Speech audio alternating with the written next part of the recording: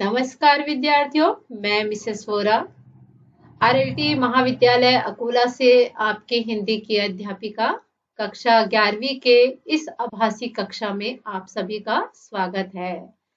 विद्यार्थियों, आइए आज हम पढ़ने जा रहे हैं भारती का सपूत, जो लेखक रांगेय राघव के द्वारा लिखा हुआ है। इस पाठ का नाम ही जैसा कि आप देख रहे हैं कि भारती का सपूत, तो इसमें भारतेंदु हरिश्चंद्र जो लेखक थे, उन्होंने हिंदी साहित्य को बहुत कुछ दिया, या उनका युग के पत्थर के रूप में मील के पत्थर साबित होने वाले भारतेंदु हरिश्चंद्र के बारे में बहुत सी बातें इस निबंध में लेखक ने उपन्यास में लेखक ने बताने की कोशिश की है या इसमें बताया है। तो आइए समय न खोते हुए हम रांगे राघव द्वारा लिखित पाठ भारती का सपूत के अंतर्गत रांगे राघव का लेखक परिचय पढ़ते हैं। तो आइए विद्यार्थियों, मैं लेखक परिचय पढ़ती हूँ, आप भी किताब में अपना ध्यान रखिए। रांगे राघव जी का जन्म 17 जनवरी 1923 को आगरा में हुआ।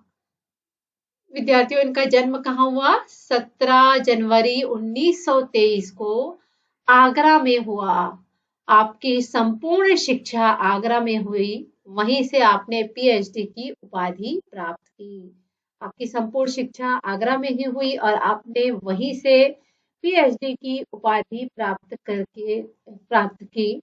आंचलिक, ऐतिहासिक तथा जीवनी परक उपन्यास लिखने वाले रांगे राघव जी के उपन्यासों में भारतीय समाज का यथार्थ चित्रण प्राप्त है। तो रांगे राघव जी जो है, उनके आंचलिक, ऐतिहासिक और जीवनी परक उपन्यास लिखने वाले राघव जी के उपन्यासों में भारतीय समाज का यथार्थ चित्रण हमें दिखाई देता है। आपने साहित्य की लगभग सभी विधाओं में सृजनात्मक लेखन करके हिंदी साहित्य को समृद्धि प्रदान की है। इन्होंने राघव जी ने या रांगे राघव जी ने साहित्य के अंतर्गत सभी विधाओं में रचना करने की कोशिश की है, रचना की है। सृजनात्मक लेखन करके साहित्य को और भी समृद्ध बनाया है। रांगे राघव जी की मृत्यु 1962 में हुई है। आइए अब हम इनकी प्रमुख कृतियां देखते हैं। लोई का ताना, भारती का सपूत, ये दोनों ही बातें जीवनी परक उपन्यास है। लोई का ताना और भारती का सपूत, ये दोनों ही जीवनी परक उपन्यास है। और इनका एक प्रसिद्ध उपन्यास है कब तक पुकारूं, यह उपन्यास है। अंगारे न बुझे, ये कहानी संग्रह है। पिघलते पत्थर काव्य संग्रह है और विरुड़क, यह नाटक है। संगम और संघर्ष आलोचना है। तो इत्यादि है। तो समझ में आ गया होगा विद्यार्थियों को कि लोई का ताना और भारती का सपूत यह एक जीवनी परक उपन्यास है। ठीक कब तक पुकारूं और अंगारे न बुझे यह कहानी संग्रह है। पिघलते पत्थर काव्य संग्रह है और विरुड़क नाटक है। संगम और संघर्ष यह आलोचना है।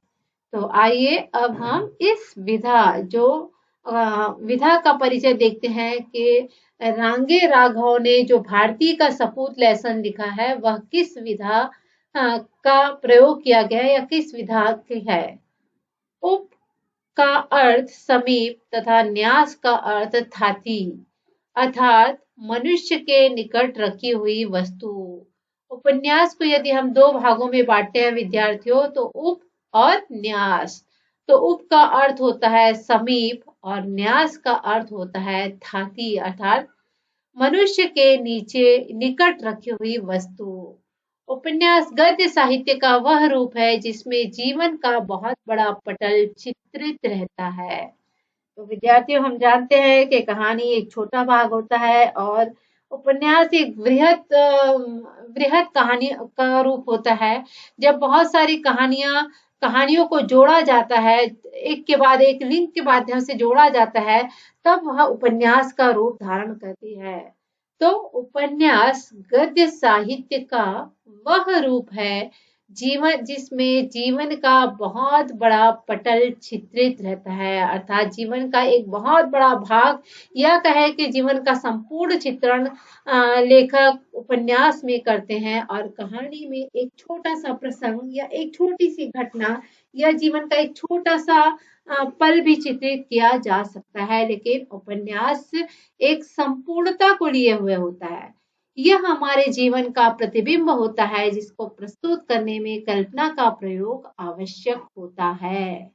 तो विद्यार्थियों, क्या है उपन्यास के अंतर्गत? क्या है उपन्यास? दो शब्दों से मिलकर बना है, उप और न्यास। उप का अर्थ होता है समीप और न्यास का अर्थ होता है थाती, अर्थात मनुष्य के निकट रखी जाने वाली वस्तु।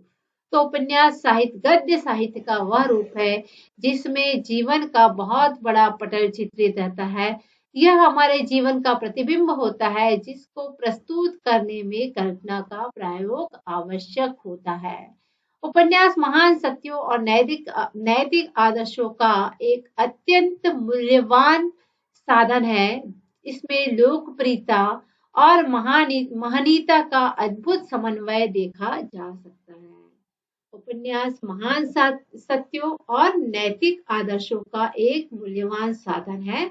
इसमें लोकप्रियता और महनीयता का अद्भुत समन्वय होता है। मानव जीवन का सजीव चित्रण उपन्यास में देखने को मिलता है। तो आइए विद्यार्थियों, अब हम इस पाठ का परिचय पढ़ते हैं।